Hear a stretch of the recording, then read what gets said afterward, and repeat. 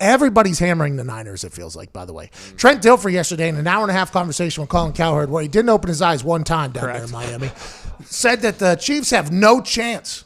Chiefs have no chance, he said. In all the old adages, Stephon Diggs said this morning on First Things First, he said the old adage is defense wins championships.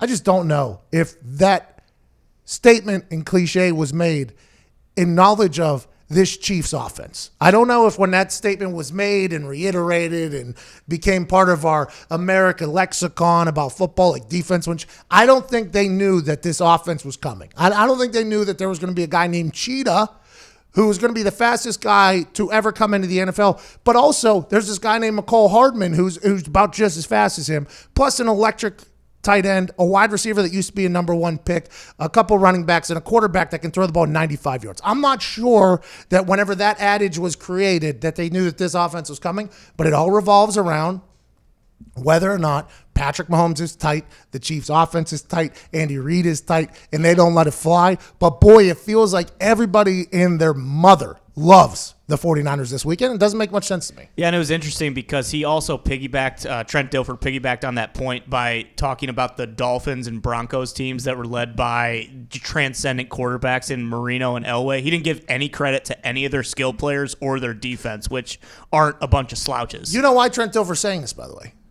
Because Trent Dilfer won a Super Bowl literally on the backs of a defense, right? And Trent Dilfer, he and I had beef in the past that he didn't even know about because he took shots at punters, took shots at kickers, took shots at me, I think, personally a couple of times. But I've heard he's a good human. Matt Hasselbeck and he are friends and all that stuff. But everybody knows that although he's given back to the game in beautiful fashion and given back to the quarterback world in beautiful fashion with the Elite 11 camps and stuff like that, I understand he, in his own experience, literally rode a defense to a Super Bowl championship. So I can understand why he's saying that. But, boy, I'm not sure that defense would have been able to slow down what this Chiefs team is doing. Now, they could score 100 points at the snap of a finger if they want. It all depends on who will show up and who won't. Richard Sherman in that defense, getting a couple weeks here to break down that offense, I think is a massive weapon for them. But, boy, for some reason, I'm still on the Chiefs. I don't know why.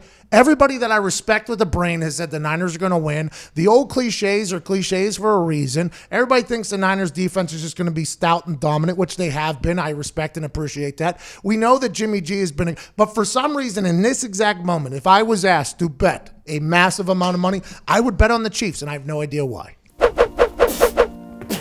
Well, hello there. Utilize the promo code PAYTHEBILLS and get $20 off your first order from SeatGeek. Now, back to the magic. The only thing I worry about is if they get down early again. If they get down 14-21 to the Niners, I don't know if they can come back this time. They have stumbled out of the gates a lot here. And is that coaching? Is that the players? I'm not 100% sure who you can put the blame on. But they have yet to put together anywhere near a perfect game in the last, month and a half? Nowhere near it. And they're still just beating the hell out of people. So let's say that they are at their top of their game then I think there's no chance. But you're 100% right. If they stumble, they get down by double digits, they get down by a couple scores, that defense can be stingy. That defense will let our D-line eat because the Colts team that I was on at the beginning, the way they operated was they banked on Peyton Manning in the offense getting a lead, and then they would just let Dwight Freeney and Robert Mathis eat. That's all they would do. They're like, all right, here we go. We got a lead. They have to drop back and pass. You're going to do the thing. Chiefs are going to drop back and pass regardless. So you can send that D-line if you want. Boy, if they stumble out the gates, though, will this Niners team be able to punish them for it like we thought the Texans were going to potentially do, like we thought the Titans were going to potentially do and ultimately didn't? Will the Niners be able to do that? I'm not 100% sure. Personally, I think the Chiefs O is going to make plays, and I think the San Francisco 49ers defense is going to make plays. The game is going to be won between the San Francisco 49ers offense and the Chiefs defense. And I think the 49ers offense is very, very underrated. I think Jimmy G's underrated. That run game is unbelievable. I literally went to bat for Jimmy G just a week ago. I was sick of people saying he wasn't a good quarterback because he chose to be selfless and just hand the ball off, as opposed to checking out of run plays and putting the game in his hands so he can pad his stats, so he can throw the ball to George Kittle, who's the most dominant player possibly in football right now, George Kittle. But for me, that offense with Andy Reid's beautiful mind and all the arrows and all the options and Patrick Mahomes and the Chiefs O-line, by the way, a lot better than people give them credit for. They've had to drop back and pass sets 80% of the time this year, 74% of the time or something like that. I don't know. I just feel like the Chiefs are going to get a win. I could be wrong.